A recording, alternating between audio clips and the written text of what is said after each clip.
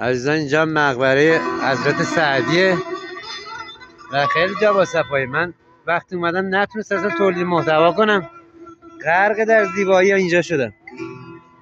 و البته گیرون فروشی هم خیلی زیاد اینجا. ما رفتیم یه قهوه خوردیم 45,000 تومان، اصلا مخم سود کشید.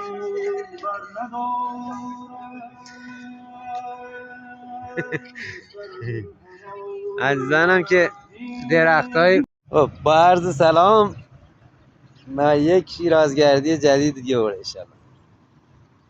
خیلی جالب، خیلی قشنگ و این منظره حیرت انگیز که من حالا دوربینم حرفه‌ای نیست، ولی اینجا یه میدونه به نام میدان شهدا.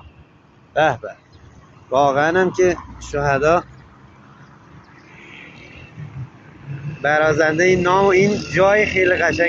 به وقت شیرازگردی بازم البته ایران سرای من است عزیزان، ایران سرای من است. من یه احترام نمی کنم به همه، ایران سرای من است. انشالله که قسمت بشه تا زندم کل ایران رو بگردم انشالله با عزیزانم. ولی من مسافر میارم، کارم اینه، میام رفت و برگشتی. عزیزانم که بخوان من در خدمتشون هستم. با که